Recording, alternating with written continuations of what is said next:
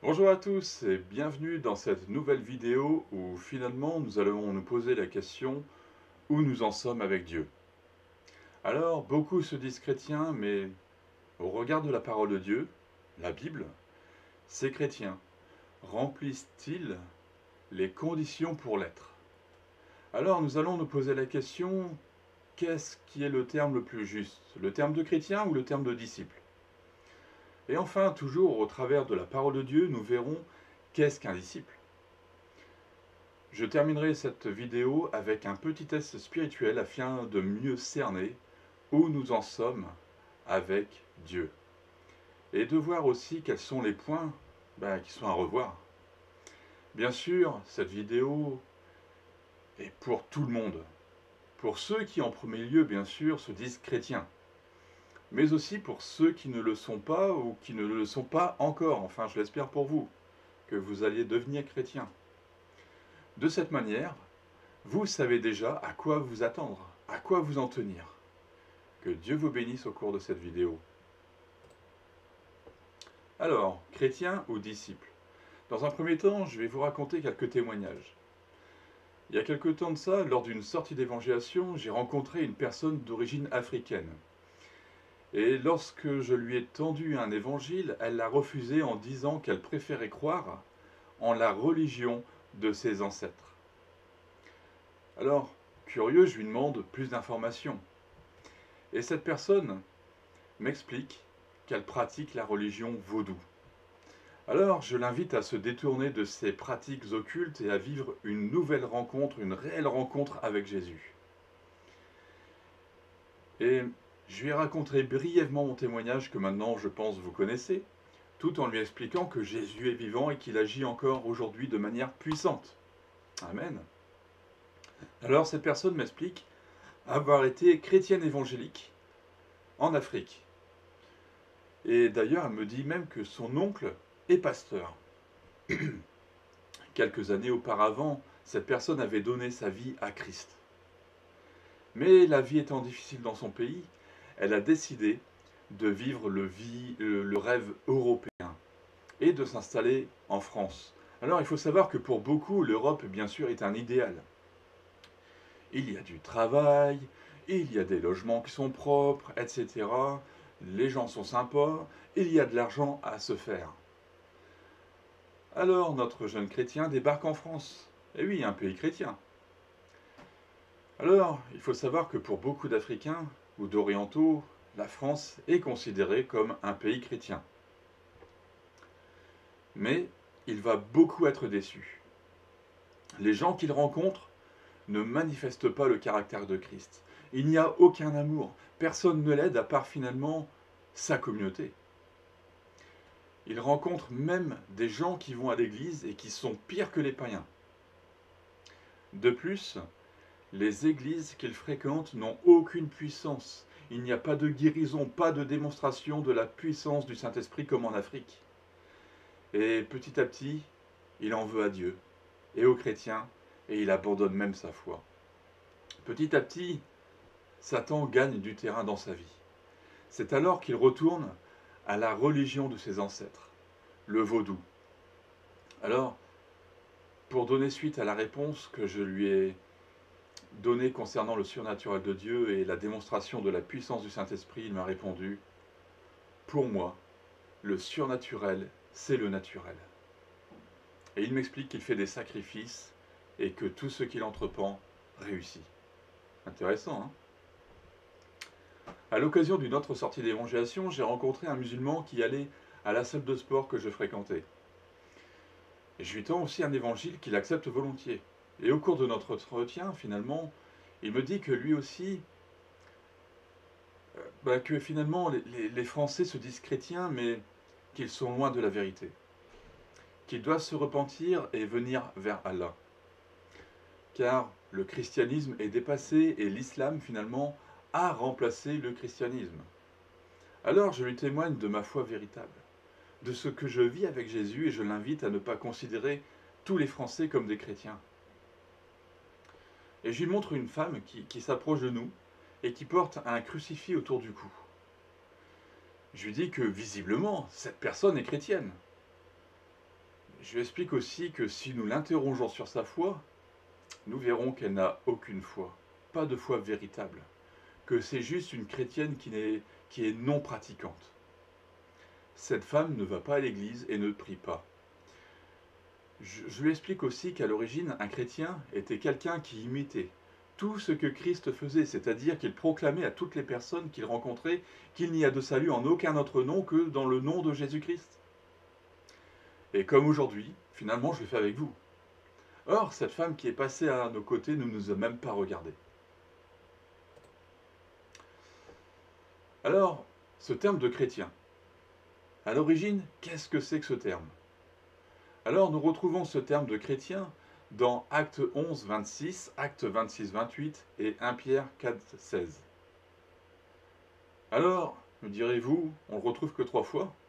Eh oui, en effet, nous ne retrouvons ce terme que 3 fois dans la Bible. Acte 11, 26. Quand il l'eut trouvé, il l'amena à Antioche. Pendant toute une année, ils participèrent aux réunions de l'Église et ils enseignèrent beaucoup de personnes. C'est à Antioche que pour la première fois les disciples furent appelés chrétiens. Acte 26, 28. Agrippa dit à Paul, tu vas bientôt me persuader de devenir chrétien. Et 1 Pierre 4, 16. Mais si quelqu'un souffre parce qu'il est chrétien, qu'il n'en ait pas honte. Au contraire, qu'il rende gloire à Dieu dans cette situation. Donc nous ne retrouvons que 3 fois le terme de chrétien dans le Nouveau Testament. Bien sûr, dans l'Ancien Testament, il n'y figure pas non plus. Nous voyons par ailleurs que c'est à Antioche que ce nom est apparu pour la première fois. Les foules les appelaient ainsi, voulant se moquer d'eux, parce qu'ils ressemblaient à des petits Christ. Dans tout ce qu'ils étaient, dans tout ce qu'ils faisaient, les gens voyaient Christ. Ils étaient ses imitateurs. Paul et Barnabas ont évangélisé. Ils ont évangélisé à Antioche. Antioche et ses environs pendant plus d'une année. De nombreuses personnes ont accepté Christ comme leur sauveur et Seigneur. Il y a eu une décision volontaire. Ça, c'est très important. Le mot chrétien vient du grec Christianos, qui lui-même est dérivé du mot Christos, qui signifie Christ. Alors, si vous regardez les versets précédents, les 3 passages où le terme de chrétien est employé, vous verrez qu'il y a une différence entre la notion de chrétien aujourd'hui et celui qui est à l'origine. Le chrétien, à l'époque, lisait quotidiennement sa Bible. Alors, vous qui vous dites chrétien, est-ce que vous lisez tous les jours votre Bible? Ils écoutaient les enseignements qui leur étaient donnés. Ils avaient une vie de prière. Ils obéissaient aux commandements de Jésus. Et ils évangélisaient, etc., etc. Est-ce que j'ai mis la barre trop haut? Non, non, c'est la charte, c'est le cahier des charges du chrétien. Ils évangélisaient. Vous vous dites chrétien, est-ce que vous évangélisez? Est-ce que vous obéissez aux commandements de Jésus? Intéressant. Nous ne pouvons donc que constater qu'à l'origine, le chrétien et le disciple étaient semblables puisque le chrétien était un disciple. Alors, aujourd'hui, comme je le disais, les 2 termes ne sont plus identiques. Aujourd'hui, beaucoup de gens se considèrent chrétiens parce qu'ils ont été baptisés dans leur enfance, dans une église catholique, ou bien parce qu'ils habitent dans un pays chrétien, et qu'ils d'ailleurs ils passeront à l'église catholique pour leurs funérailles. Alors, ces chrétiens, entre parenthèses, sont généralement hypocrites. Je dis bien généralement hypocrites, pas tous, mais généralement, ce sont ceux, je rencontre souvent ce genre de chrétiens, ils jugent les véritables chrétiens les traitant de fanatiques. J'ai été traité de fanatique, j'ai été traité d'extrémiste, etc. Ces gens-là critiquent aussi les dirigeants des églises qui tombent dans le péché. Pas seulement les dirigeants d'églises protestantes, évangéliques, mais aussi les dirigeants de leurs églises au niveau catholique. Alors elle critique les dirigeants des églises qui tombent dans les péchés. Mais ces gens-là aussi, quand on parle avec eux, on s'aperçoit qu'ils ne prient jamais. Ils ne lisent jamais la Bible. Ils ne fréquentent d'ailleurs aucunement les églises. Alors, c'est ce que l'on appelle les chrétiens non pratiquants. Et malheureusement, ils sont très nombreux. J'en rencontre énormément. 90% des chrétiens que je rencontre, ce sont des non-pratiquants. Intéressant. Il existe aussi une autre catégorie de chrétiens. Ce sont ceux qui fréquentent les églises. Alors, ils sont sincères dans leur foi, ils vont à l'église le dimanche, certains lisent la Bible ou ont une petite vie de prière, bref, ils font le minimum syndical. Alors, nous avons vu que le terme de chrétien venait de Christ. Alors, voyons quelques petits exemples, quelques exemples de la vie de Christ. Voyons quelques versets, puisque Christ, c'est notre exemple. Voyons quelques versets là-dessus. Et voyons si ça colle avec le caractère de chrétien aujourd'hui. Les évangiles nous relatent la vie de Jésus. Jésus étant venu en simple homme sur cette terre, nous a montré un exemple de vie. Et Paul a suivi l'exemple de Christ. Il dira à un moment, soyez mes imitateurs comme je le suis moi-même de Christ. Donc, cela prouve qu'il est possible de ressembler à Christ. Alors nous allons juste passer en revue 3 points. Parce que nous n'avons pas le temps de détailler maintenant chaque point de la vie de Jésus, sur lesquels nous pouvons finalement trouver un exemple pour nos vies. Mais voyons juste 3 points très importants pour nos vies. Le premier point, c'est Christ, un exemple de soumission. Aujourd'hui, la soumission, c'est quelque chose dont on a vraiment un problème, surtout en France. On a un gros problème avec la soumission. On est plutôt insoumis ici en France. Jean 4, verset 34. Jésus leur dit, « Ma nourriture est de faire la volonté de celui qui m'a envoyé et d'accomplir son œuvre. » Jean 5, 30. « Je ne peux rien faire de moi-même. Je juge d'après ce que j'entends, et mon jugement est juste parce que je ne cherche pas à faire ma volonté, mais celle du Père qui m'a envoyé. » Jean 6, 38. « En effet, je suis descendu du ciel pour faire non pas ma volonté, mais celle de celui qui m'a envoyé. » Luc 22, 39 à 42. Il sortit et se rendit comme d'habitude au mont des Oliviers. Ses disciples le suivirent. Lorsqu'il fut arrivé à cet endroit, il leur dit, « Priez pour ne pas céder à la tentation. » Puis il s'éloigna d'eux, à la distance d'environ un jet de pierre, se mit à genoux et pria en disant, « Père, si tu voulais enlever de moi cette coupe, toutefois, que ne soit pas ma volonté qui se fasse, mais la tienne. » Dernier verset, Matthieu 26, 42, il s'éloigna une deuxième fois et fit cette prière, « Mon Père, s'il n'est pas possible que cette coupe s'éloigne de moi sans que je la boive, mais que ta volonté soit faite. » Alors, au travers de ces passages, nous voyons que Jésus est un exemple de soumission pour nous en toutes choses. Il ne voulait pas faire sa volonté, mais la volonté de son Père qui est dans les cieux, qui l'a envoyé sur terre pour nous sauver. Voyons aussi Christ un exemple de compassion. Dans Matthieu 20, verset 34, il nous est dit que, rempli de compassion, Jésus toucha leurs yeux, aussitôt ils retrouvèrent la vue et ils virent. Luc 7, verset 13. En voyant la femme, le Seigneur fut rempli de compassion pour elle et lui dit, « Ne pleure pas. » Marc 1, 41. Rempli de compassion, Jésus tendit sa main, la toucha et lui dit, « Je le veux, sois pur. » Marc 8, verset 2, « Je suis rempli de compassion pour cette foule. Voilà 3 jours qu'ils sont près de moi, et ils n'ont rien à manger. » Dernier verset, Matthieu 14, 14. « Quand Jésus sortit de la barque, il vit une grande foule, et fut rempli de compassion pour elle, et il guérit les malades. » Autre exemple, Christ, c'est un exemple d'humilité.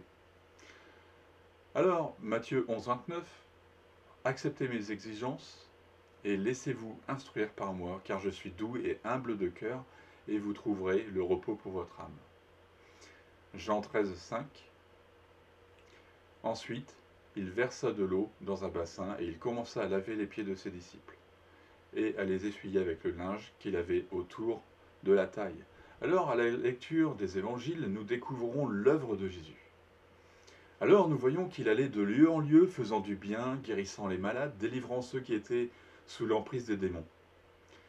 Mais il a sauvé les gens non pour qu'il ne se passe rien d'autre, mais qu'au contraire, ils donnent leur vie à lui, et qu'à leur tour, ils deviennent des disciples.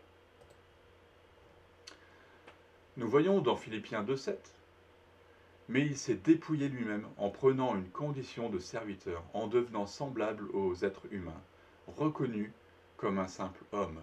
Dieu s'est fait homme, il a vécu parmi les hommes, et il nous comprend, il nous connaît, il sait ce que nous pouvons endurer comme tentation. Cependant, lui, il n'y a jamais succombé. Autant nous, dès qu'il y a une tentation, on est plutôt enclin à plonger dedans, lui, Jésus, il n'a jamais succombé. Il est juste et sans péché.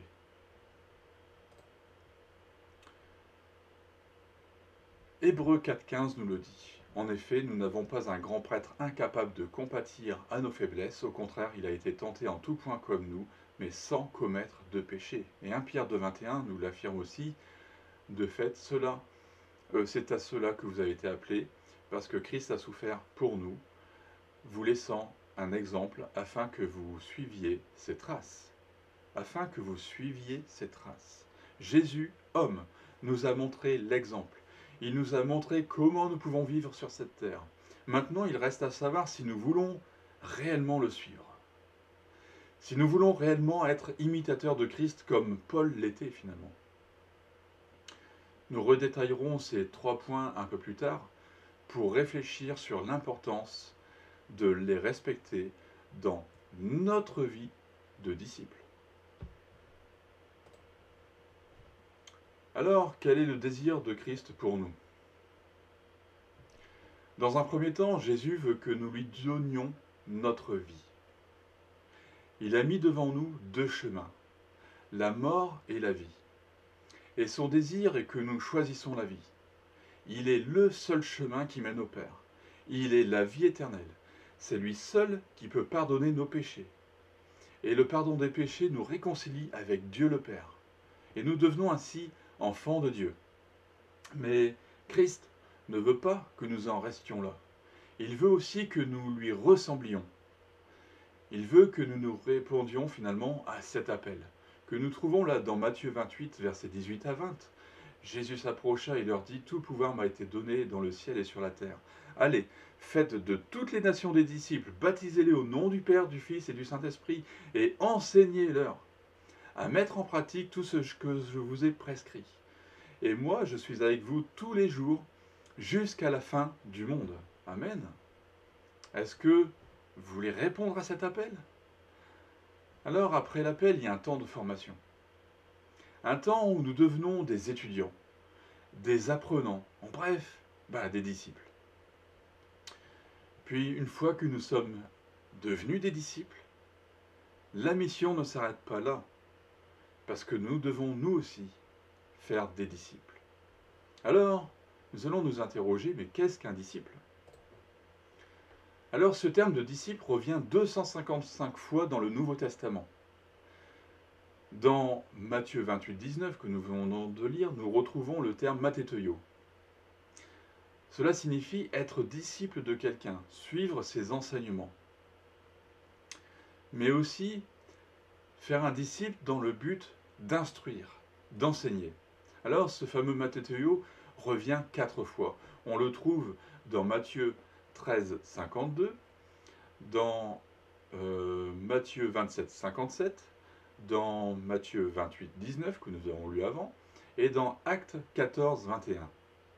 Alors, ce mot matéteuo est issu du grec matétes. Cela signifie un étudiant, un apprenant, un élève ou un disciple. Alors, ce terme apparaît 249 fois dans le Nouveau Testament. Rien à voir par rapport aux 3 fois qu'on retrouve chrétien, le terme de chrétien, n'est-ce pas? Le terme de disciple revient beaucoup plus, 249 fois. Alors, ceux qui sont bons en maths ont remarqué qu'il manque certainement 2 traductions du mot disciple. Et en effet, nous retrouvons 2 autres traductions du mot disciple. Nous retrouvons sumathetes et matetreia. Alors le premier, nous le retrouvons dans Jean 11. Il est marqué sur quoi Thomas, appelé Didyme, dit aux autres disciples. Donc là, nous retrouvons le fameux sumathetes. Allons aussi afin de mourir avec lui. Alors là, ici, c'est plus dans le terme de compagnon disciples. Et puis nous retrouvons aussi dans Acte 9, 36, il est dit, il y avait à Joppé parmi les disciples, donc le disciple c'est une femme disciple, mais une femme nommée Tabitha, ce qui signifie Dorcas, elle faisait beaucoup de bonnes œuvres et d'aumônes. Donc, un disciple est un apprenti, un étudiant, un apprenant. Un disciple regarde ce que son maître fait et l'imite. Alors les maîtres juifs avaient des disciples qui se tenaient à leurs pieds et qui écoutaient tous les enseignements qu'ils donnaient. Nous voyons qu'au début, Jésus a choisi 12 disciples. Et ce ne sont pas des hommes que nous aurions recrutés nous-mêmes. Il suffit de regarder un petit peu qui ils étaient, quels traits de caractère ils avaient. Personnellement, on ne les aurait pas recrutés. Mais Jésus, lui, par contre, va regarder au-delà des apparences parce qu'il a regardé directement au cœur. Alors, poursuivons. Qu'est-ce qu'un disciple? Quelques années plus tard, Jésus réitérera son appel et il sera élargi à un plus grand nombre. Dans Matthieu 28, 19, celui-là vous le connaissez, Jésus s'approcha de lui, s'approcha et leur dit: tout pouvoir m'a été donné dans le ciel et sur la terre. Allez, faites de toutes les nations des disciples. Baptisez-les au nom du Père, du Fils et du Saint-Esprit et enseignez-leur à mettre en pratique tout ce que je vous ai prescrit. Et moi, je suis avec vous tous les jours jusqu'à la fin du monde. Marc 16, versets 15 à 20. Puis il leur dit: allez dans le monde entier, proclamez la bonne nouvelle à toute la création. Celui qui croira et qui sera baptisé sera sauvé, mais celui qui ne croira pas sera condamné. Voici les signes qui accompagneront ceux qui auront cru. En mon nom, ils pourront chasser les démons, parler de nouvelles langues, attraper des serpents. S'ils boivent un breuvage mortel, celui-ci ne leur fera aucun mal. Ils poseront les mains sur les malades et ceux-ci seront guéris. Après leur avoir parlé, le Seigneur fut enlevé au ciel et il s'assit à la droite de Dieu. Quant à eux, ils s'en allèrent prêcher partout. Le Seigneur travaillait avec eux et confirmait la parole par des signes qui l'accompagnaient. Certains pensent que cela est réservé seulement aux apôtres. Mais déjà, dans le premier texte, nous avons une indication prouvant le contraire. Je suis avec vous tous les jours jusqu'à la fin du monde. Les apôtres sont morts depuis longtemps. Je vous pose la question, est-ce que la fin du monde a eu lieu? Non. Encore une autre preuve, aujourd'hui nous voyons encore finalement la puissance de Dieu se manifester au travers de ses véritables disciples. Je vous ai raconté dans mon témoignage les guérisons, les miracles que j'ai pu voir. Ces miracles ne viennent pas de Satan. Satan ne fait rien, un royaume ne peut pas être divisé. Satan va ne rien faire pour que les gens deviennent chrétiens, n'est-ce pas? Alors, nous assistons à des guérisons, à des démons chassés, et même parfois à des résurrections. Alors j'ai déjà entendu des gens remettre en cause l'origine des actions de guérison et de démons chassés. Je préviens une fois de plus. Attention au blasphème contre le Saint-Esprit qui lui est un péché impardonnable. Nous aurons l'occasion d'en reparler à l'occasion d'un cours spécifiquement sur le blasphème contre le Saint-Esprit. De plus, je résume Jésus. Un royaume qui est divisé peut-il subsister?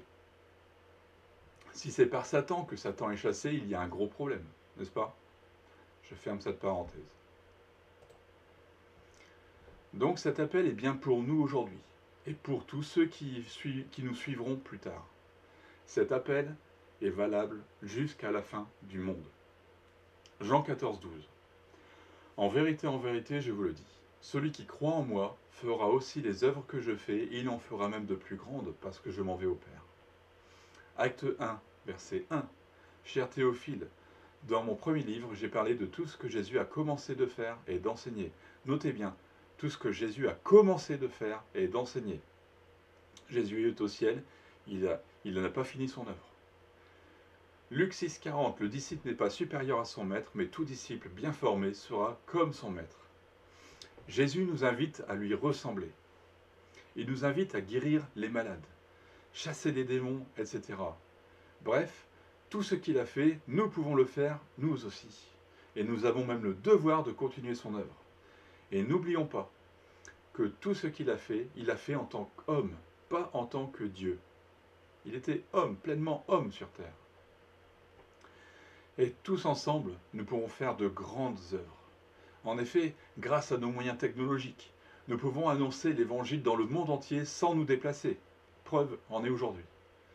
Si l'apôtre Paul a pu toucher l'Asie en 2 ans, alors qu'il n'avait presque pas de moyens, il n'avait pas de voiture pour se déplacer, il n'y avait pas d'avion, alors aujourd'hui, en combien de temps pourrions-nous gagner les nations? Je vous pose la question. Très peu de temps. Allez, encore un petit verset auquel je pense que nous voulons tous souscrire. Matthieu 10, verset 8. Guérissez les malades, ressuscitez les morts, purifiez les lépreux, chassez les démons, vous avez reçu gratuitement, donnez gratuitement. Alors, cependant, il ne faut pas oublier le reste. Et oui, le reste, c'est Matthieu 10, verset 16 à 23. Voici, je vous envoie comme des brebis au milieu des loups. Soyez donc prudents comme les serpents et purs comme les colombes. Méfiez-vous des hommes, car ils vous livreront aux tribunaux et vous fouetteront dans leurs synagogues. À cause de moi, vous serez conduits devant les gouverneurs et devant les rois pour leur apporter votre témoignage. Et à eux et aux non-juifs. Mais quand on vous fera arrêter, ne vous inquiétez ni de la manière dont vous parlerez, ni de ce que vous direz. Ce que vous aurez à dire vous sera donné au moment même. En effet, ce n'est pas vous qui parlerez, c'est l'Esprit de votre Père qui parlera en vous.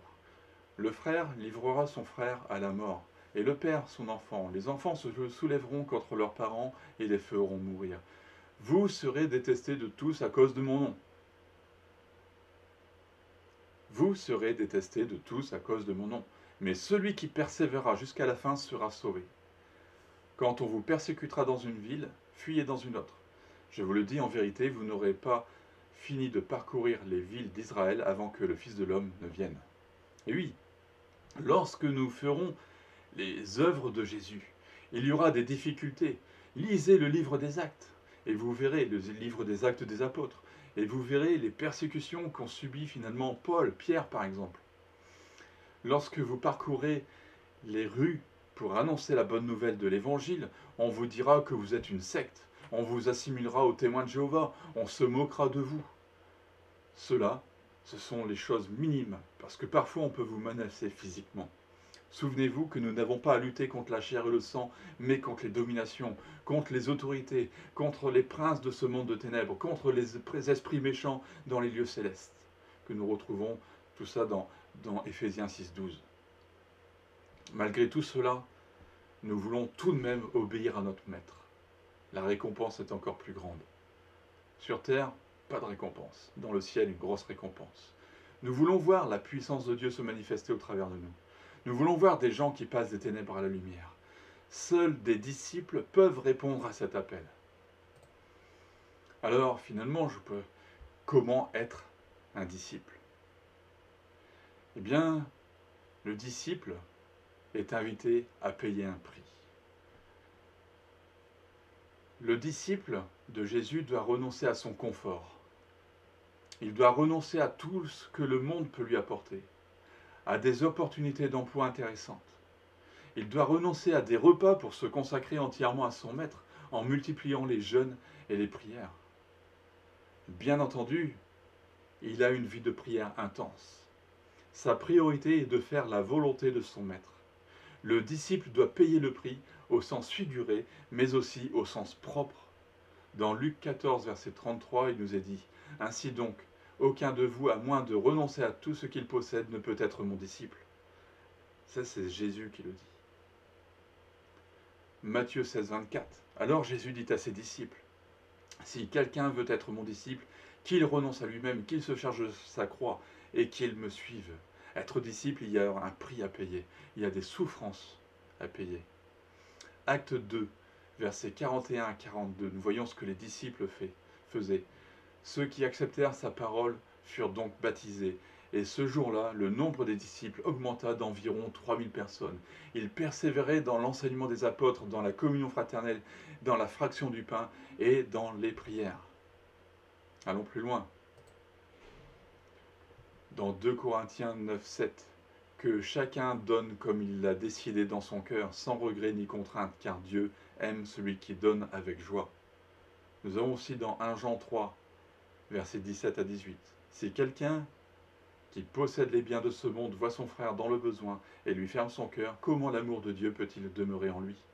Petits enfants, n'aimons pas en parole et avec la langue, mais en acte et avec vérité. Pour faire avancer l'œuvre de Dieu, le disciple est invité à donner avec joie. Cette aide financière peut contribuer au déplacement des ministères, au fonctionnement des églises, à l'achat de matériel pour l'évangélisation et la mission. Le disciple doit se souvenir qu'après la Pentecôte, les chrétiens mettaient tout en commun. Ainsi, l'Église s'est vite développée. Il doit aussi se rappeler du danger de la séduction des richesses. Mais bon, tout cela, nous aurons l'occasion d'en reparler aussi au cours de la formation concernant les thèmes des finances, des dons, des dîmes et des offrandes. Autre point, le disciple est invité à renouveler son intelligence et ses pensées lorsque nous voulons devenir disciples. Il y aura une nouvelle mentalité. Nos pensées seront renouvelées.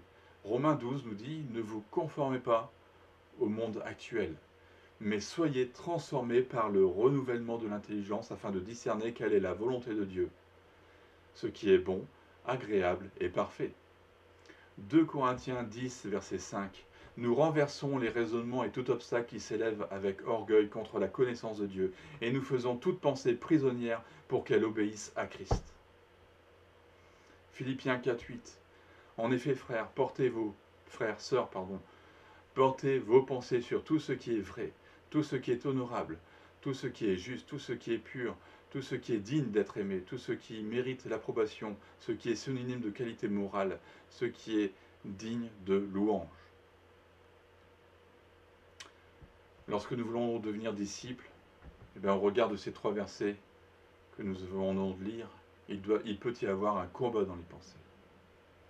Nous voyons ici qu'il est nécessaire que nos pensées soient renouvelées par le Saint-Esprit et par la lecture de la parole de Dieu. Que nos pensées ne soient plus centrées sur nous-mêmes, mais finalement sur les besoins de ceux qui nous entourent. Le disciple est aussi invité à marcher par l'Esprit. Ainsi donc, le disciple est amené à marcher par l'Esprit, et il doit donc avoir une communion avec le Saint-Esprit. Jésus nous a promis de ne pas nous laisser seuls, mais le Saint-Esprit sera en nous, et qu'il nous aidera à accomplir la mission que Jésus nous a confiée. Dans Jean 14, versets 15 à 21, il nous l'exprime vraiment clairement. « Si vous m'aimez, respectez mes commandements. Quant à moi, je prierai le Père, il vous donnera un autre défenseur, le Saint-Esprit, afin qu'il reste éternellement avec vous, l'Esprit de la vérité, que le monde ne peut pas accepter parce qu'il ne le voit pas, il ne le connaît pas.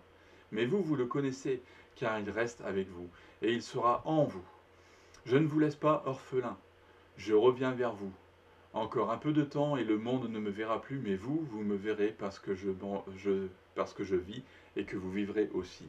Ce jour-là, vous saurez que je suis en mon Père, et que vous êtes en moi, et moi en vous. Celui qui a mes commandements, et qui les garde, celui qui m'aime, c'est celui qui m'aime. Celui qui m'aime sera aimé de mon Père, et moi aussi, je l'aimerai, et je me ferai connaître à lui.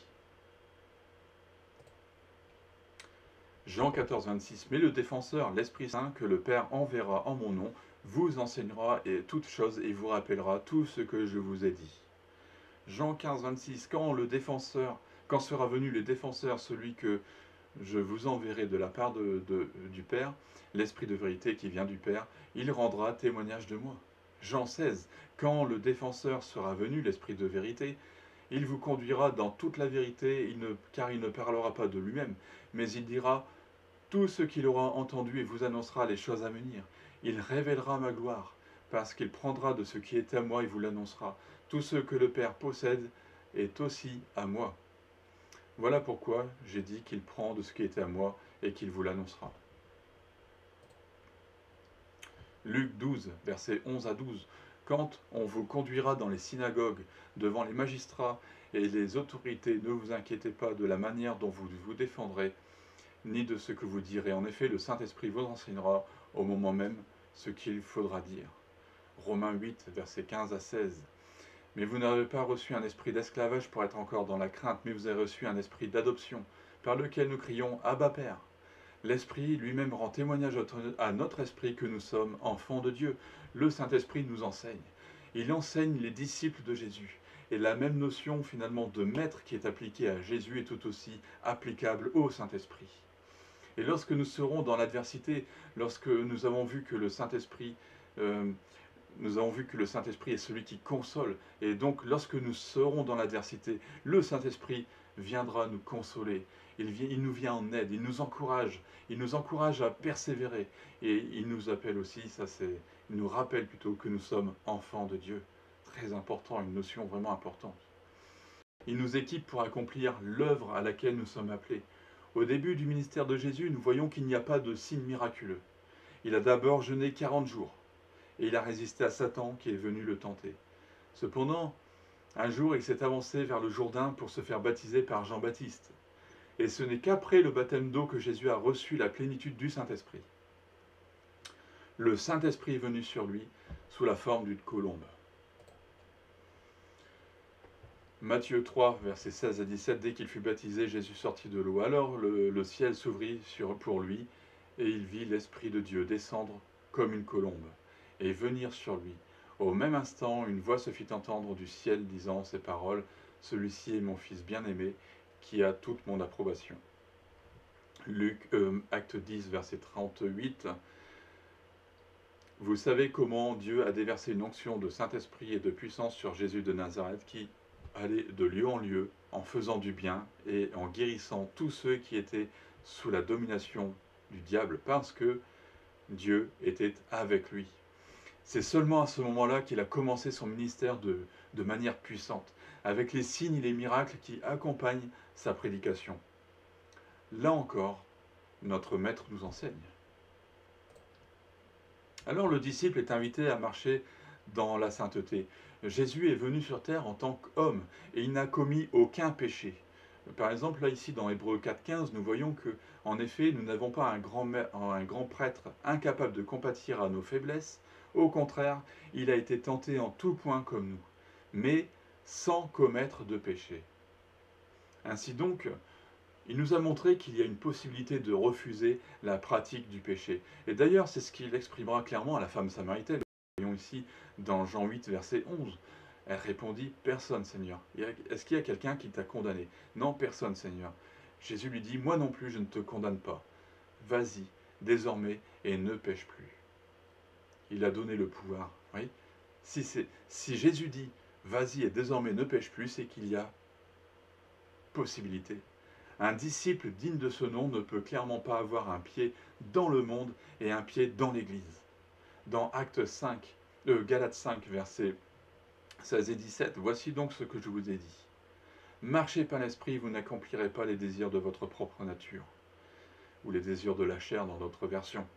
En effet, la nature a des désirs contraires à ceux de l'esprit et l'esprit a des désirs contraires à ceux de la nature humaine. Ils sont opposés entre eux de sorte que vous ne pouvez pas faire ce que vous voudriez. Et 1 Jean 3,6, ceux qui demeurent en lui ne pêchent pas. Si quelqu'un pêche, il ne l'a pas vu et ne l'a pas connu. Jean 8, versets 31 à 36. Alors il dit aux Juifs qui avaient cru en lui, « Si vous demeurez dans ma parole, vous êtes vraiment mes disciples. » Nous devons demeurer dans sa parole, être obéissants à toute sa parole. Alors nous serons réellement ses disciples. Vous connaîtrez la vérité et la vérité vous rendra libre. Ils lui répondirent, « Nous sommes de la descendance d'Abraham et nous n'avons jamais été esclaves de personne. Comment peux-tu dire vous deviendrez libres ? » En vérité, je vous le dis, leur répliqua Jésus, toute personne qui commet le péché est esclave du péché. Or, l'esclave ne demeure pas pour toujours dans la famille, c'est le Fils qui reste pour toujours. Si donc le Fils vous libère, vous serez réellement libre. 1 Jean 3,8, versets 3, 8 à 10. Celui qui pratique le péché est du diable. Ça c'est fort hein, comme phrase. Car le diable pêche dès le commencement. Or, c'est pour détruire les œuvres du diable que le Fils est apparu. Quiconque est né de Dieu ne pratique pas le péché. Réfléchissez bien à cette parole. Quiconque est né de Dieu ne pratique pas le péché. Parce que la semence de Dieu demeure en lui, et il ne peut pas pécher, parce qu'il est né de Dieu. C'est à cela que l'on reconnaît les enfants de Dieu et les enfants du diable. Celui qui ne pratique pas la justice n'est pas de Dieu, tout comme celui qui n'aime pas son frère. Nous aurons l'occasion de reparler de ce verset qui peut être un peu dur à comprendre, un peu dur, et puis peut-être qu'on pourrait baisser les bras, et nous en reparlerons bientôt lorsque nous aborderons le thème de péché. Soumettez-vous donc à Dieu, mais résistez au diable et il fuira loin de vous. Approchez-vous de Dieu et il s'approchera de vous. Nettoyez vos mains, pécheurs, purifiez votre cœur, hommes partagés. Il nous faut donc nous poser clairement la question de savoir s'il y a encore des péchés dans notre vie. Dans 1 Jean 3, 21, bien sûr, il est marqué, bien aimé, si notre cœur ne nous condamne pas, nous avons l'assurance devant Dieu. Alors, je vous pose la question, votre cœur vous condamne-t-il? Un soi-disant disciple qui marche dans le péché ne connaît pas réellement Jésus. Nous avons vu ces versets-là. Il lui est impossible de ressembler à Jésus. De même, il ne peut pas tolérer le péché. Au cours de la formation, nous verrons qu'il y a des lieux où le disciple n'est pas invité à mettre les pieds. Nous verrons par exemple que nous ne pouvons pas fréquenter les voyants, les médiums qui exercent des pratiques occultes. Tout chrétien dit de ce nom s'y refusera. Ils diront que c'est de la sorcellerie. Et pourtant, parmi eux, combien sont enclins à regarder des films comme Harry Potter, par exemple, ou d'autres films où il y a des pratiques occultes? Le disciple est invité à éviter tout compromis avec le péché. D'ailleurs, un disciple commettant le péché n'a aucune autorité sur Satan. Dans Jean 9, 31, nous voyons que Dieu n'exauce pas le pécheur. Le péché nous prive de son autorité.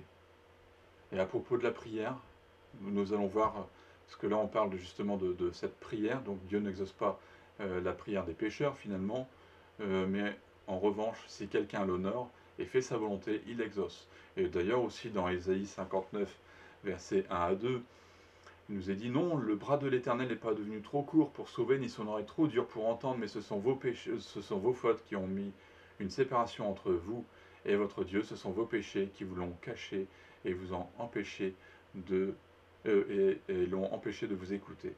Ici, celui qui marche dans une vie de péché ne peut pas prétendre que ses prières montent vers Dieu et prétendre faire bouger le bras de Dieu. Donc, puisqu'on nous parle de la prière, eh bien, le disciple est invité à avoir une vie de prière. Alors, je pense que le disciple veut voir des malades être guéris, n'est-ce pas? Des démons chassés. Mais cela ne peut pas se faire sans la prière. Là, ici, dans Luc 6,40, il nous est dit que le disciple n'est pas supérieur à son maître, mais tout disciple bien formé sera comme son maître. Alors, nous avons déjà vu ce verset. Mais ici, nous allons considérer la vie de prière de Jésus. Parce que finalement, si le disciple pouvait faire des miracles comme Jésus, sans passer autant de temps dans la prière, eh bien le disciple serait donc supérieur à son maître. Dans Matthieu 14, verset 19, il fit asseoir la foule sur terre, prit les 5 pains et 2 poissons, leva les yeux vers le ciel et prononça la prière de bénédiction. Il rompit les pains et les donna aux disciples qui les distribuèrent à la foule. Matthieu 14, 23, quand il l'eut renvoyé, il monta sur la montagne pour prier à l'écart. Et le soir venu, il était là seul. Matthieu 26, verset 26. Puis, pendant qu'il mangeait, Jésus prit du pain et prononça la prière de bénédiction. Puis il le rompit et donna aux disciples en disant « Prenez, mangez, ceci est mon corps. » Matthieu, versets 26 à 36. Là-dessus, Jésus se rendit avec eux, donc avec les disciples, enfin certains disciples, dans un endroit appelé Gethsémané. Et il dit aux disciples, asseyez-vous ici pendant que je m'éloignerai pour prier. Il prit avec lui Pierre et les deux fils de Zébédée. Et il commença à être saisi de tristesse et d'angoisse. Il leur dit alors, mon âme est triste à en mourir, restez ici et veillez avec moi. Puis il avança de quelques pas, se jeta le visage contre terre et fit cette prière. Mon Père, si cela est possible, que cette coupe s'éloigne de moi. Toutefois, non pas ce que je veux, mais ce que tu veux. Il revint vers les disciples qu'il trouva endormis et dit à Pierre, vous n'avez donc pas pu veiller 1 heure avec moi. Restez vigilants et priez pour ne pas céder à la tentation. L'esprit est bientôt posé, mais par nature, l'homme est faible. Il s'éloigna une deuxième fois et fit cette prière. Mon Père, s'il n'est pas possible que cette coupe s'éloigne de moi sans que je la boive, que ta volonté soit faite. Il revint et les trouva encore endormis, car ils avaient les paupières lourdes. Luc 6, 12. À cette époque-là, Jésus se retira sur la montagne pour prier. Il passa toute la nuit à prier Dieu. Luc, chapitre 9, verset 28. Environ 8 jours après avoir dit ces paroles, Jésus prit avec lui Pierre, Jean et Jacques, et il monta sur la montagne pour prier. Luc 11, Jésus priait. Et d'ailleurs, les disciples demanderont, enseigne-nous à prier. Luc 24, verset 30. Pendant qu'ils étaient à table, il prit le pain et après avoir prononcé la prière de bénédiction, il rompit et leur donna. Alors, je n'ai ici mentionné que quelques passages dans 2 évangiles pour mentionner la vie de prière de Jésus. Il y a beaucoup trop de versets où l'on voit finalement Jésus en train de prier. Jésus avait une vie de prière intense. Nous ne pouvons qu'en conclure que nous aussi, si nous voulons lui ressembler, nous devons avoir une vie de prière identique. Si ce n'était pas le cas, cela voudrait dire que, comme je disais tout à l'heure, nous serions supérieurs au Maître. Ainsi, notre vie de prière nous donne l'autorité nécessaire pour guérir des malades, pour chasser des démons. Lisons 3 autres passages. Dans Jean 14, il est dit en vérité, je vous le dis, celui qui croit en moi fera aussi les œuvres que je fais, il en fera même de plus grandes parce que je m'en vais au Père. Jean 15, si vous demeurez en moi et que mes paroles demeurent en vous, vous demanderez ce que vous voudrez et cela vous sera accordé. Et Jean 16, versets 23-24, ce jour-là, vous ne m'interrogerez plus sur rien. En vérité, je vous le dis, tout ce que vous demanderez en mon nom au Père, il vous le donnera. Jusqu'à présent, vous n'avez rien demandé en mon nom, demandez et vous recevrez, afin que votre joie soit parfaite. À qui s'adresse Jésus? Oui, à ses disciples. Et si nous mettons cela en pratique, qu'est-ce qu'il se passe? Vous voulez savoir? Eh bien voyons, acte 3, versets 6 à 8. Alors Pierre lui dit, je n'ai ni argent ni or, mais ce que j'ai je te le donne au nom de Jésus-Christ de Nazareth. Lève-toi et marche. Puis il le prit par la main droite et le fit se lever. Ses pieds et ses chevilles s'affermirent immédiatement. D'un bond, il fut debout et se mit à marcher. Il entra avec eux dans le temple, marchant, sautant et adressant des louanges à Dieu. Acte 4.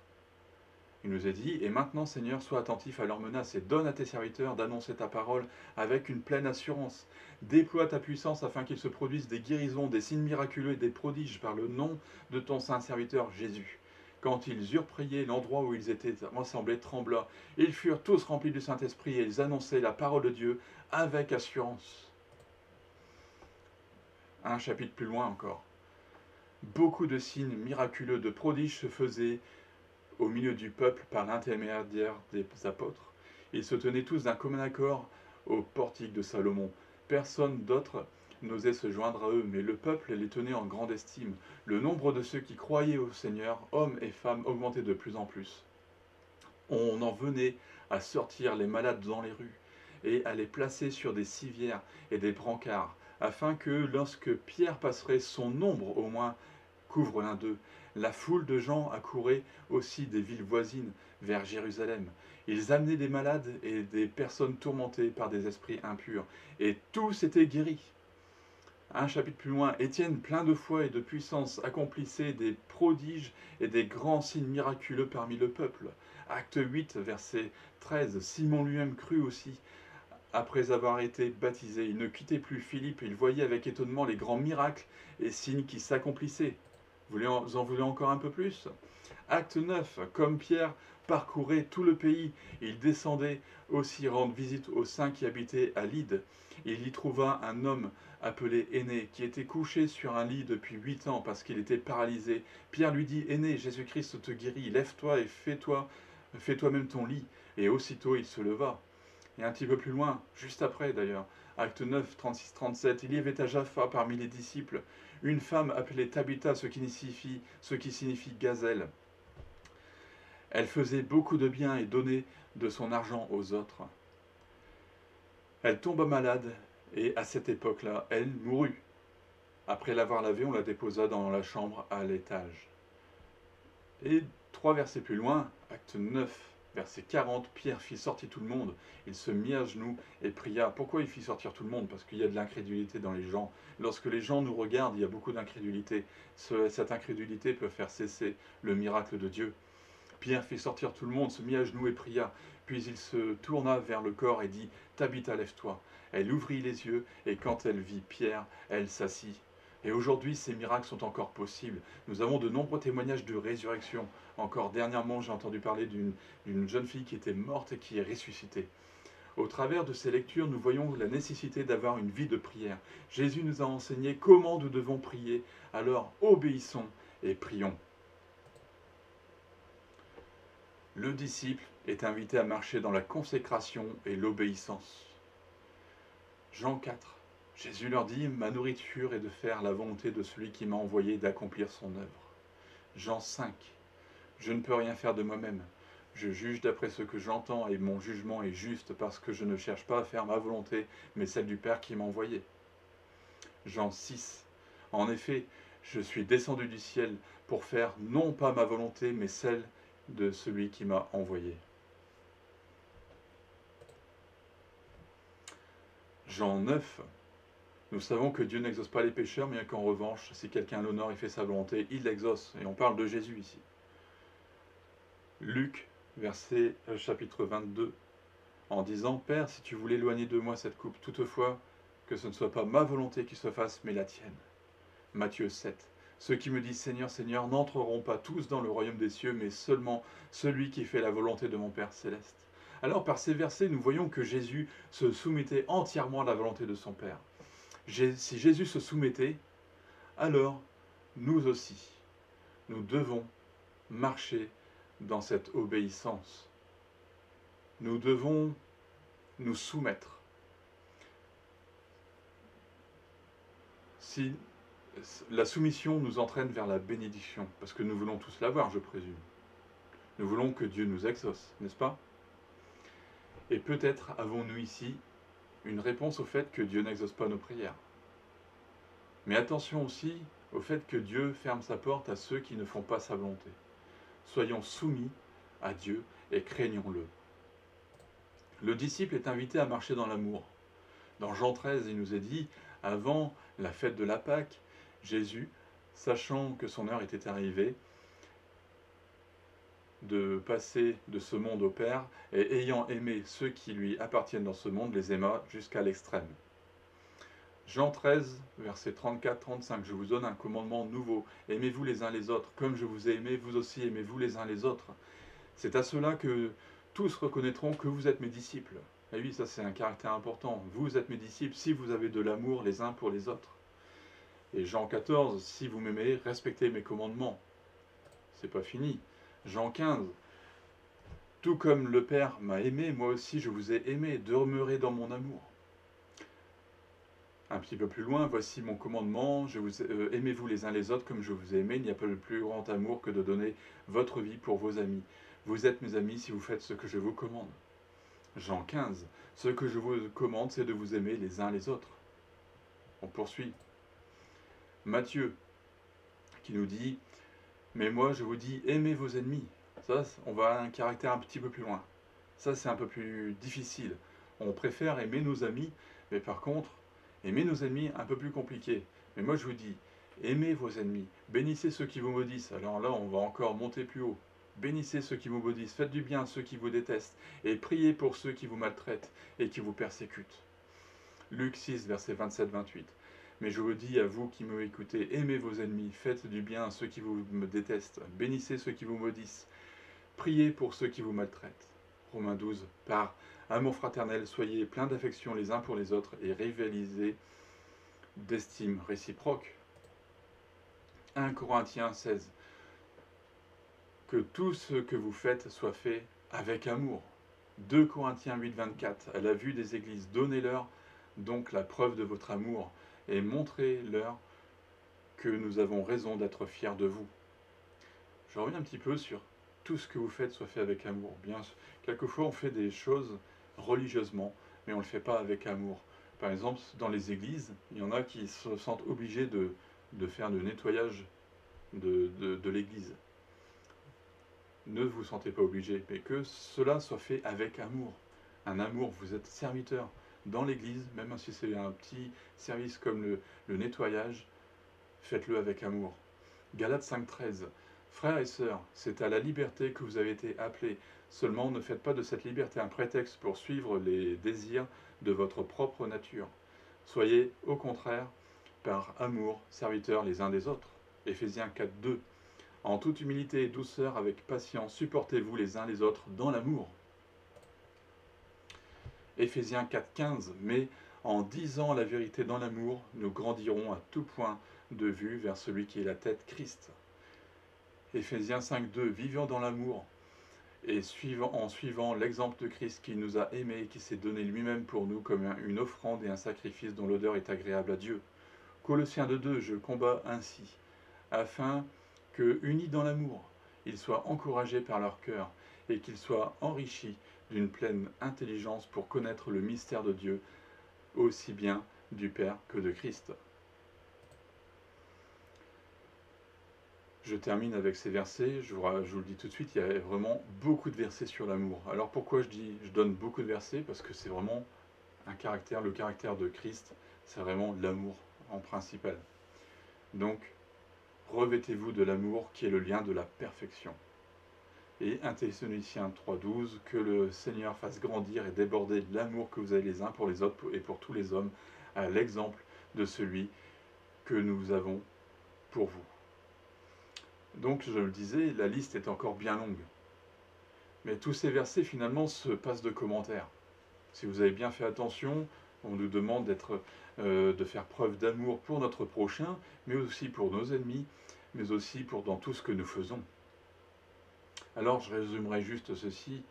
Alors que nous étions son ennemi, Christ nous a aimés et donné sa vie pour nous. Sommes-nous plus grands que lui pour finalement juger qui est digne de recevoir notre amour? Bien sûr que non. Christ nous demande d'aimer nos frères et sœurs en Christ, mais bien plus encore, il nous demande d'aimer nos ennemis. Je l'ai mis en place il n'y a pas si longtemps que ça, c'était vraiment très dur. Mais ça a été suivi de grandes bénédictions. De plus, marcher dans l'amour nous assure des bénédictions, ça je vous le dis, croyez-moi. Le disciple est invité à marcher dans l'humilité. Attention au piège de l'orgueil. Matthieu 11. Acceptez mes exigences et laissez-vous instruire par moi, car je suis doux et humble de cœur, et vous trouverez le repos pour vos âmes. Matthieu 18,4. C'est pourquoi celui qui se rendra humble comme ce petit enfant sera plus grand dans le royaume des cieux. Jacques 4,6. Cependant, la grâce qu'il accorde est plus grande encore. C'est pourquoi l'Écriture dit « Dieu s'oppose aux orgueilleux, mais il fait grâce aux humbles ». 1 Pierre 5,5. De même, vous qui êtes jeunes, soumettez-vous aux anciens en vous soumettant tous les uns les autres. Revêtez-vous d'humilité, car Dieu s'oppose aux orgueilleux, mais il fait grâce aux humbles. Acte 20. J'ai servi le Seigneur en toute humilité, avec beaucoup de larmes et au milieu des épreuves. que provoquaient pour moi les complots des Juifs. Colossiens 3,12. Ainsi donc, en tant qu'être humain choisi, en tant qu'être choisi par Dieu, saint et bien-aimé, revêtez-vous des sentiments de compassion, de bonté, d'humilité, de patience, de douceur et de patience. Dieu résiste aux orgueilleux, mais il fait grâce aux humbles. Là aussi, nous retrouvons finalement une clé pour que Dieu réponde à nos prières. L'humilité. Un chrétien, un disciple doit être humble. Tous les disciples qui ont commencé à s'élever, et je me suis élevé un moment, je suis tombé. Dieu m'a corrigé. Donc tous les disciples qui vont vouloir s'élever, avoir un accès d'orgueil, Dieu va les corriger. Enfin, j'arrive à la fin de ce cours. Le disciple est invité à faire des disciples. Alors nous avons vu que le disciple est un imitateur de Christ. Tout ce que Christ a fait, nous devons le reproduire. Et cette fois, nous ne parlons plus des miracles, mais de multiplication. En effet, lorsque nous lisons les 4 premiers livres du Nouveau Testament, nous découvrons les rencontres de Jésus. Par exemple, nous voyons Jésus et la femme samaritaine, que je mentionnais tout à l'heure. Mais nous avons aussi Jésus et le démoniaque de Gadara, la rencontre avec les 12 premiers disciples aussi. D'ailleurs, Jésus a pris le temps de former ses 12 premiers disciples. Puis il les a envoyés en mission. Et plus tard, 11 d'entre eux deviendront autonomes et impacteront les foules. Ils feront des disciples. Dans Jean 4, nous retrouvons l'histoire de la femme samaritaine. Jésus passe par la Samarie, il s'arrête à un puits, il envoie les disciples chercher de la nourriture, et pendant ce temps-là, une femme vient puiser de l'eau à l'heure la plus chaude de la journée. Cette femme était mal vue, et elle fonctionnait ainsi afin de ne croiser personne. Mais cette fois-ci, il y avait dans son agenda spirituel une rencontre avec Jésus. Elle avait un rendez-vous avec Jésus. Elle ne le savait pas. Jésus, par contre, lui qui connaissait tout, le savait. Il avait rendez-vous avec elle. Un dialogue s'instaure. Et à l'issue de ce dialogue, la femme est touchée. Elle laisse sa cruche et court au village pour annoncer sa rencontre avec le Messie. Alors une foule se dirigea vers le puits à la rencontre de Jésus. Autre rencontre aussi avec Jésus qu'on retrouve dans Luc 8. Jésus se rend au pays des Gadarénéens. Alors qu'il débarque, un homme vient devant lui. Il est possédé de plusieurs démons. Alors Jésus chasse les démons qui entrent dans un troupeau de porcs et qui se trouvaient à proximité. L'homme retrouve finalement son bon sens.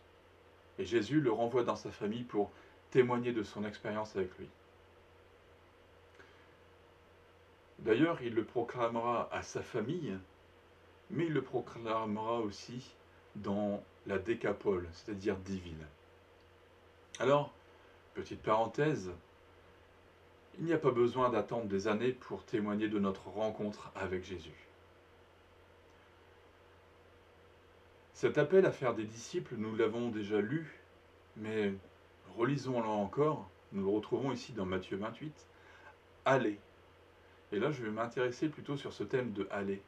Allez, faites de toutes les nations des disciples, baptisez-les au nom du Père, du Fils et du Saint-Esprit, et enseignez-leur à mettre en pratique tout ce que je vous ai prescrit. Et voici, je suis avec vous tous les jours jusqu'à la fin du monde. Matthieu 16, où il nous est dit, Marc 16 par contre, puis il leur dit, allez dans le monde entier, proclamez la bonne nouvelle à toute la création. Ce terme de aller est un ordre. Et nous retrouvons ce même mot dans Matthieu 8, 9 par exemple. En effet, moi aussi je suis un homme soumis à des supérieurs, j'ai des soldats sous mes ordres, je dis à l'un pars, et là ce fameux terme de part, c'est la même chose, c'est le même mot que aller en grec. Et il part. Et à un autre viens, et il vient, à mon esclave fais ceci, et il le fait. Luc 10, versets 1 à 11. Après cela, le Seigneur envoya encore 70 autres disciples et les envoya devant lui deux par deux dans toutes les villes et dans tous les endroits où lui-même devait aller. Il leur dit, la moisson est grande, mais il y a peu d'ouvriers. Priez donc le maître de la moisson d'envoyer des ouvriers dans sa moisson. Allez-y, Je vous envoie comme des agneaux au milieu des loups. Ne prenez ni bourse, ni sac, ni sandales, ne saluez personne en chemin. Dans toute maison où vous entrerez, dites d'abord que la paix soit sur cette maison. Et s'il s'y trouve là un homme de paix, votre paix reposera sur lui, sinon elle reviendra sur vous. Restez dans cette maison, mangez et buvez de ce que l'on vous donnera, car l'ouvrier mérite son salaire. N'allez pas de maison en maison, dans toute ville où vous entrerez, où on vous accueillera, mangez ce que l'on vous offrira. Guérissez les malades qui s'y trouveront, et dites-leur, le royaume de Dieu s'est approché de vous. Mais dans toute ville où vous entrerez, et l'on ne vous accueillera pas, allez dans les rues et dites, nous secouons contre vous-même la poussière de votre ville qui s'est attachée à nos pieds. Cependant, sachez que le royaume de Dieu s'est approché de vous. Acte 8, versets 1 à 8. Saul approuvait l'exécution d'Étienne. Ce jour-là, une grande persécution éclata contre l'église de Jérusalem et tous, à l'exception des apôtres, se dispersèrent dans les diverses régions de Judée et de Samarie. Des hommes pieux enterrèrent Étienne et le pleurèrent beaucoup. Quant à Saul, il cherchait à détruire l'église. Il pénétrait dans les maisons et arrachait hommes et femmes et les faisait jeter en prison. Ceux qui avaient été dispersés allaient de lieu en lieu et annonçaient la bonne nouvelle de la parole. Philippe descendit dans la ville de Samarie et y prêcha le Christ. Des foules tout entières étaient attentives à ce que disait Philippe, lorsqu'elles apprirent et virent les signes miraculeux qu'il accomplissait. En effet, les esprits impurs sortaient de beaucoup de démoniaques en poussant de grands cris, et beaucoup de paralysés et de boiteux étaient guéris. Il eut une grande joie dans cette ville. Je termine avec ce verset. Acte 11, versets 20 à 21. Cependant, certains d'entre eux, qui étaient originaires de Chypre et de Cyrène, vinrent à Antioche et s'adressèrent aussi aux non-juifs pour leur annoncer la bonne nouvelle du Seigneur Jésus. La main du Seigneur était sur eux, et un grand nombre de personnes crurent et se tournèrent vers le Seigneur. Et nous retrouvons bien sûr dans le livre des Actes de nombreuses notions liées à la multiplication des disciples et des églises. Un disciple qui est vraiment bien formé, se doit plutôt de faire des disciples. Nous avons vu dans tous ces versets, ces derniers versets, que le disciple est invité à faire des disciples. Nous avons aussi l'exemple de Paul, qui a formé de nombreux disciples comme Timothée, Tite ou Philémon par exemple. Alors maintenant, je termine avec un test. Souvenons-nous, alors que nous étions encore scolarisés, le prof nous enseignait. Et alors nous l'écoutions, n'est-ce pas? Nous prenions des notes. Et lorsque nous étions à la maison, il fallait réviser. Nous avions des devoirs à effectuer afin de poursuivre l'enseignement reçu et de vérifier s'il n'y avait pas quelques lacunes. Alors, je sens déjà que certains commencent à avoir les mains moites en se disant qu'est-ce que c'est un test, qu'est-ce que c'est un contrôle. Et en effet, mais ne vous inquiétez pas, c'est vous-même qui allez répondre. C'est vous-même qui allez faire votre propre autodiagnostic.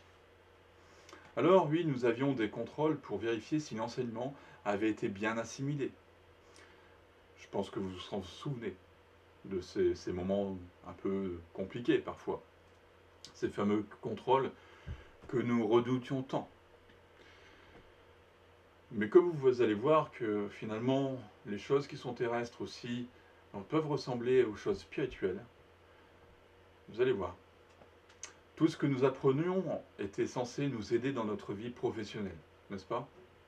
Pour que nous ayons une bonne carrière, un bon métier.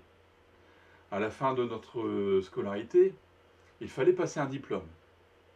Et là encore, c'était un moment de stress, d'attendre les résultats pour savoir si nous étions admis.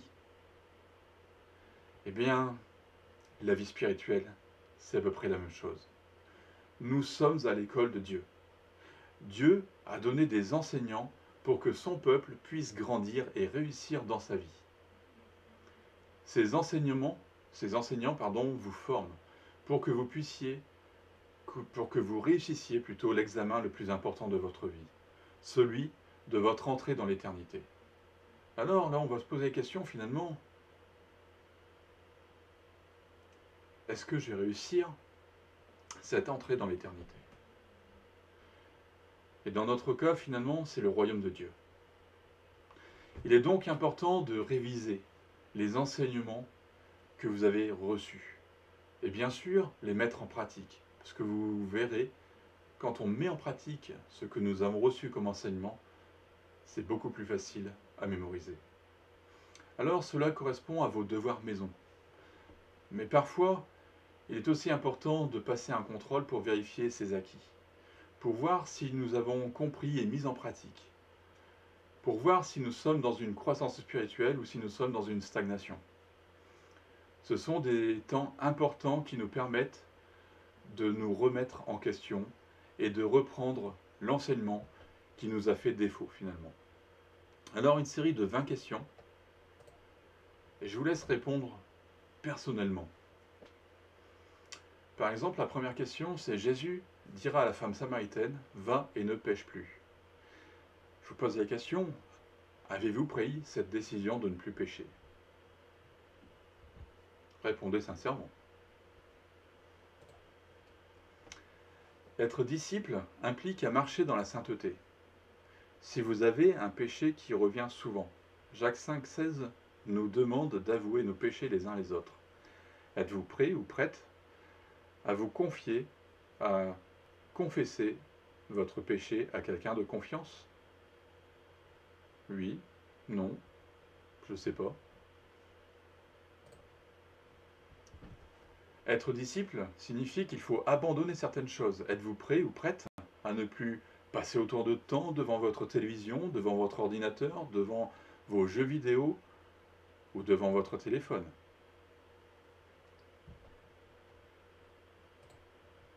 Être disciple signifie qu'il faut parfois abandonner des relations nocives, comme un petit ou une petite amie, comme des amis, comme des collègues de travail qui finalement nous amènent à pécher. Êtes-vous prêt ou prête pour cela? Être disciple signifie passer plus de temps à étudier la Bible. Prenez-vous la décision de lire la Bible tous les jours?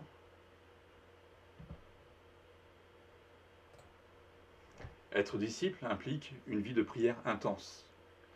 Êtes-vous prêt ou prête à passer des heures dans la prière, à vous lever tôt pour prier? Jésus dira lorsque vous jeûnez, êtes-vous prêt ou prête à multiplier les jeûnes comme Paul le faisait?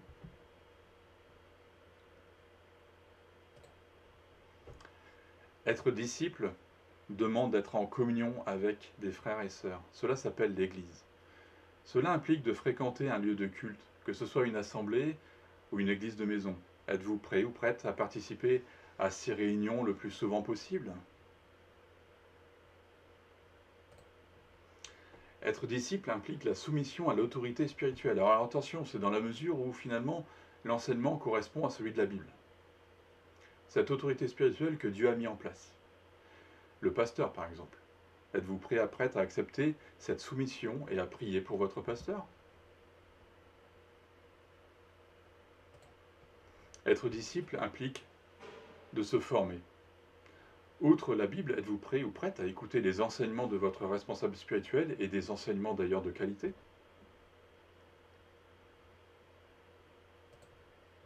Être disciple implique aussi de soutenir les ministères par des offrandes. Êtes-vous prêt ou prête à ouvrir votre portefeuille et à vous priver de quelque chose, par exemple un fast-food?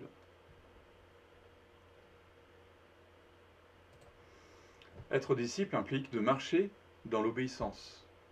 Êtes-vous prêt ou prête à obéir au commandement que Jésus nous a laissé?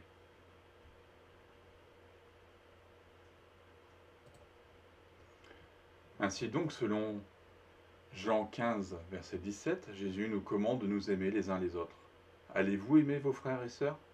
C'est-à-dire tous, même celui qu'on a un peu plus de mal avec?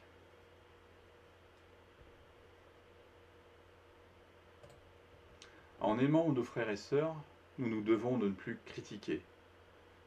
ne plus critiquer tel ministère qui tombe dans le péché, mais au contraire, nous nous devons de prier pour eux. Prenez-vous la décision de ne plus critiquer?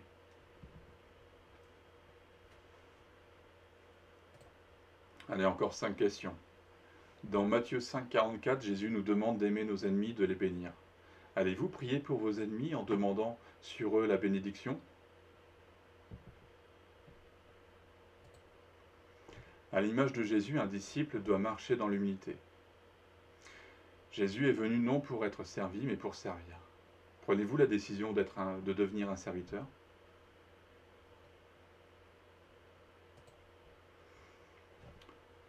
Nous avons vu que le disciple est appelé à faire des disciples. Prenez-vous la décision de répondre à cet appel? Oui, non, je ne sais pas. Être disciple implique de témoigner avec puissance. Pour cela, il est nécessaire de rechercher le baptême du Saint-Esprit. Prenez-vous la décision d'effectuer cette recherche jusqu'à l'obstention? Oui, non, je ne sais pas. Avant-dernière question. Si Jésus vous demande, vous appelle à le servir, êtes-vous prêt à abandonner votre travail, votre confort, votre logement, votre salaire?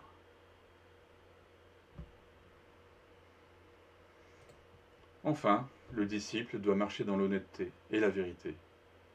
Alors, avez-vous répondu avec sincérité à ces questions? Oui, non, c'est pas. Alors, dans la première catégorie, si vous avez finalement répondu oui partout, soit vous êtes un vrai disciple et vous êtes prêt à en former d'autres, ou alors vous êtes un menteur. Dans ce cas, repentez-vous car le père du mensonge, c'est le diable. Dans la deuxième catégorie, si vous avez une majorité de oui, dans ce cas, vous êtes en bonne voie pour devenir un véritable disciple. Et dans la catégorie 3, si vous avez une majorité de pas sûr et de non, il y a un peu plus de boulot. Mais je vous rassure, ça va aller. Après tout, rien n'est impossible à Dieu. L'important est de ne pas rester où vous en êtes, mais d'avancer. Alors, je vous rappelle juste ce verset, ou plutôt ces versets. Ceux qui me disent Seigneur, Seigneur, n'entreront pas tous dans le royaume des cieux, mais seulement celui qui fait la volonté de mon Père céleste. N'oublions pas d'avoir une sainte crainte de Dieu. La Bible dit que mon peuple périt faute de connaissance, dans Osée 4,6. Le disciple est un étudiant. L'étudiant, pour enseigner, doit acquérir de la connaissance. Alors, je ne sais pas dans quelle catégorie vous vous trouvez, mais dans la suite du programme, vous trouverez une série d'enseignements pour devenir un disciple qui pourra former à son tour d'autres disciples. Je vous invite à suivre cette formation finalement dans son ensemble, en commençant par le début, bien sûr. Cet enseignement est gratuit, vous avez reçu gratuitement, donné gratuitement, c'est ce que nous avons lu tout à l'heure, donc pas de stress. Alors, soyez bénis par cette série d'enseignements. N'oubliez pas de vous abonner pour ne pas les louper, pour être sûr de recevoir tous les enseignements et ne pas être en retard. Je vous retrouve très bientôt dans un fameux cours finalement où nous allons apprendre à mieux connaître Dieu. Le cours au commencement Dieu. Alors bien sûr, une question, un besoin de prière, vous connaissez l'adresse mail axelministries@gmail.com que vous retrouverez en dessous. Que Dieu vous bénisse et à bientôt.